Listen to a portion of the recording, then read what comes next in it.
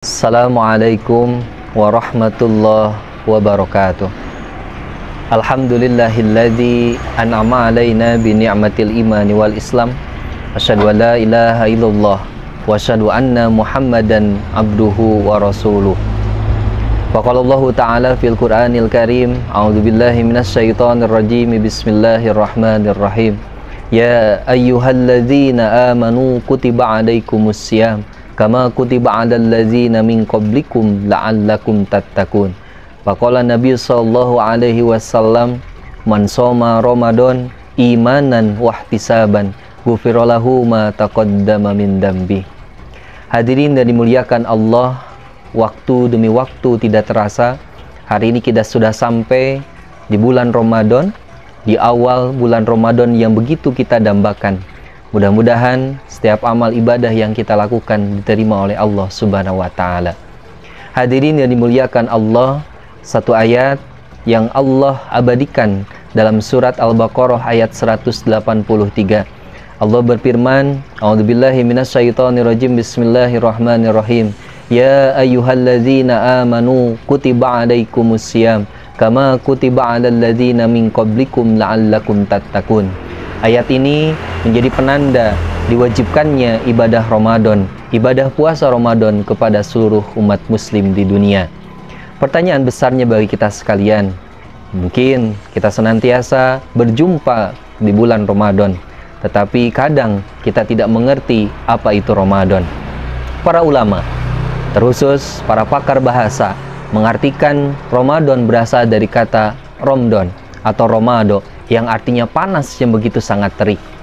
Sehingga para ulama menyimpulkan, bahkan mengkiaskan, disebut Ramadan karena panas yang begitu membakar, sehingga dikiaskan kepada amalan dosa yang senantiasa kita lakukan di sebelum Ramadan, dibakar dengan begitu sangat panasnya di bulan Ramadan, sehingga pasca Ramadan pada saat itu manusia terlahir kembali menjadi sosok manusia yang terlepas dari dosa. Sehingga Allah gunakan kalimat Ramadan ingin mengkiaskan kepada kita sekalian bahwa saat Ramadan inilah saat dimana manusia dibakar dosanya oleh Allah Subhanahu wa Ta'ala, terkecuali orang-orang yang tidak mampu mengamalkan atau memaksimalkan ibadah Ramadan. Hadirin yang dimuliakan Allah, ada salah satu kisah yang perlu dan bahkan kita bisa ambil pelajaran terkait tentang bagaimana niat kita melaksanakan ibadah Ramadan, terkhusus di awal Ramadan. Sehingga jangan sampai salah, orang yang senantiasa ibadahnya luar biasa, tetapi karena niatannya tidak benar, maka tidak ada pahala di sisi Allah Subhanahu wa Ta'ala. Salah satu hadis baginda Rasulullah sallallahu alaihi wasallam bersabda, innamal a'malu binniyat wa innama likulli imri'in ma nawa. Al-hadis. Rasulullah bersabda bahwa sesungguhnya segala sesuatu itu tergantung kepada niatnya. Ketika niatan kita baik, maka amal kita pun akan baik. Tetapi ketika niatan kita buruk, maka amalan kita pun akan buruk. Berikut juga ibadah puasa Ramadan kita 30 hari lamanya kita ditempa, kita melaksanakan ibadah yang begitu sangat luar biasa. Jangan sampai salah niat. Salah satu kisah yang pernah dikisahkan oleh baginda Nabi besar Muhammad SAW. Suatu ketika ada seorang bapak-bapak di malam hari berdoa kepada Allah Subhanahu wa Ta'ala untuk disampaikan kepada orang yang berhak menerima sodakohnya di malam itu. Malam itu pun si orang tua ini pun, si bapak ini keluar dari rumahnya, dan keluar dari rumahnya berjumpa dengan seorang laki-laki, dan tanpa bertanya-tanya seorang laki-laki pun ini pun diberikan sodakoh oleh si bapak-bapak tadi. Keesokan harinya masyarakat digemparkan, menjadi obrolan masyarakat di pagi itu bahwa malam tadi ada seorang bapak-bapak yang bersedekah kepada seorang pencuri di malam itu. Kemudian sampai kabar ini kepada si bapak yang bersedekah, sehingga dia berpikir dia salah sasaran untuk mensedekahkan hartanya kepada seorang pencuri. Di malam ini pun kemudian malam kedua berdoa kembali kepada Allah, ya Allah, sampaikanlah sodakohku kepada orang yang berhak menerimanya. Akhirnya si bapak ini pun keluar dari rumahnya dan berjumpa dengan seorang perempuan. Tanpa bertanya-tanya, tanpa siapa yang dia kenal, tanpa siapa yang dia temuinya di malam itu, dia pun berikan sodakohnya di malam yang kedua.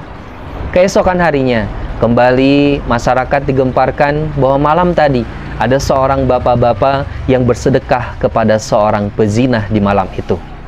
Dan itu menjadi obrolan yang begitu sangat ramai, sampai si bapak itu pun tahu bahwa malam yang kedua dia kembali tidak tepat sasaran dalam bersedekahnya. Malam ketiga kembali si bapak ini berdoa kepada Allah, "Ya Allah, sudah 2 kali salah dan tidak tepat sasaran sedekahku. Sampaikan di malam ketiga ini kepada orang yang berhak menerimanya." Akhirnya malam ketiga pun si bapak ini keluar dari rumahnya dan bertemu dengan seorang laki-laki. Dan tanpa bertanya-tanya, kembali si bapak ini memberikan sedekahnya kepada orang atau laki-laki yang ditemuinya di malam itu. Keesokan harinya ternyata kembali masyarakat ramai dan digemparkan bahwa malam tadi ada seorang bapak-bapak yang bersedekah kepada seorang yang kaya raya di tempat itu.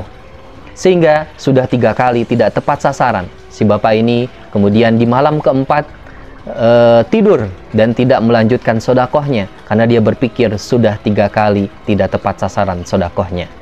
Sampai kemudian Allah mengirim malaikat dalam mimpinya untuk mengabari bagaimana status sedekahnya yang telah diberikan kepada orang atau 3 orang tadi. Ternyata kata malaikat, sedekah yang pertama diterima oleh Allah Subhanahu wa taala. Karena dengan sedekahnya, si pencuri yang hendak melayangkan aksinya tidak jadi melayangkan aksinya karena telah mendapatkan uang yang diinginkannya. Sedekah yang kedua, kata malaikat, diterima oleh Allah Subhanahu wa taala. Karena dengan sedekahnya, si perempuan yang hendak berzina di malam itu kemudian tidak jadi karena telah mendapatkan sedekah. Kemudian yang ketiga, orang kaya yang diberikan sedekahnya pun itu menjadi orang yang dermawan.